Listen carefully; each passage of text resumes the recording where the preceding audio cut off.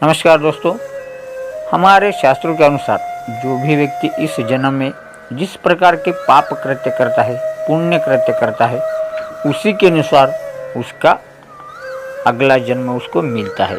तो दोस्तों, हमारे शिव पुराण में बहुत सारी बातें बताई गई है कि कौन सा पाप करने से अगले जन्म में कौन सी योनि में व्यक्ति को जन्म लेना पड़ता है। तो दोस्तों, ये इस वीडियो का पार्ट पहला है। इसमें बहुत सारे पार्ट हम आपको बताएंगे। तो दोस्तों, बने रहे वीडियो का भी लाइक ज़रूर करें और इसी तरह की वीडियो देखने के लिए चैनल को सब्सक्राइब करके बेल का बटन ज़रूर दबाएं।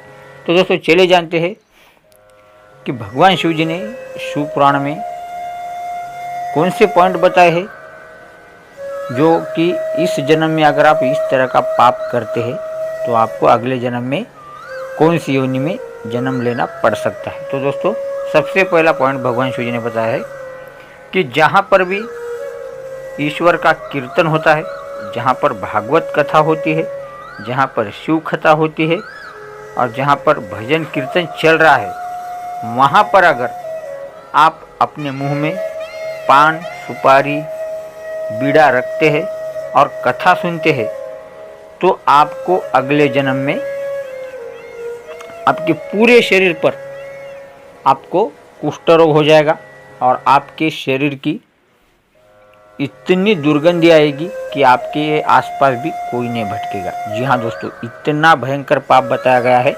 अगर आप किसी भी भजन कीर्तन में, भागवत सप्ताह में, शिव कथा में अगर मुंह में सुपारी, पान, बीड़ा लेकर बैठते हैं तो आपको अगले जन्म में बिल्कुल कुष्ठ रोग हो जाएगा और वह भी इतना दुर्गंधी होगा, उसमें से इतना बेकार गंध आएगा कि कोई भी आपके आसपास भी नहीं आ सकेगा। तो दोस्तों, इसी के कारण आप कहीं पर भी भजन कीर्तन सुनने के लिए बैठते हैं, कथा सुनने के लिए बैठते हैं तो अपने मुंह में पान, सुपारी या बीड़ा बिल्कुल ना रखें। इसके बाद दोस्तों, अगली बात बताई है भगवान शिव जी ने कि अगर कोई व्यक्ति पर स्त्री को पाप दृष्टि से देखता है या उसके बारे में दुष्ट विचार रखता है तो उस व्यक्ति को अगले जन्म में कौवे के योनि में जन्म लेना पड़ता है। जी हाँ दोस्तों, तो इसी के कारण पर स्त्री को अपनी माता समान समझे और किसी भी पर स्त्री पर आप बुरी नज़र ना डालें। इसके बाद दोस्तों, तीसरी बात बताए भगवान शिव जी ने, जो भी गुरु अपने शिष्य को तुच्छ मानकर अपने पास अथांग विद्या होने के बावजूद भी शिष्य को विद्या नहीं बताते हैं, उसे सही ज्ञान नहीं देते हैं तो अगले जन्म में उसको पिंगला पक्षी होना पड़ता है, यानी पिंगला पक्षी के योनि में उनको जन्म लेना पड़ता है। इसके बाद दोस्तों, अगली बात बताया भगवान शिव जी ने कि जो भी व्यक्ति अपने आप्तजनों को बेवजह ही परेशान करता है, अपने आप्तजनों का यानी अपने भाई, बहन, माँ, बाप आदि का धन जबरदस्ती से छीनता है, चोरी करता है तो उसको अगले जन्म में सांप की योनि में जन्म लेना पड़ता है। वह अगले जन्म में सांप बन जाता है। इसके बाद दोस्तों, अगली बात बताए भगवान शिव जी ने, जो भी स्त्री घर में सब कुछ होते हुए भी अपने पति को समय पर भोजन नहीं देती, उसकी सेवा नहीं करती, अपने पति का मान सम्मान ना करते हुए उसको तुच्छ समझती है तो ऐसी स्त्री को अगला जन्म बागुल के रूप में मिलता है और उस स्त्री को अगले जन्म में पेड़ पर उल्टा लटकना पड़ सकता है।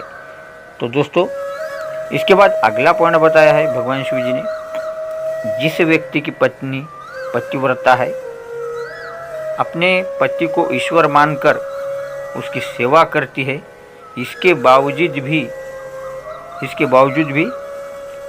उस पतिव्रता स्त्री का पति अगर उस पत्नी को बेवजह कष्ट देता है, बेवजह उसको पीटता रहता है, उस पर बेवजह शक करता है तो उसका अगला जन्म कुत्ते की योनि में होता है, यानी उसको अगला जन्म कुत्ते का मिलता है।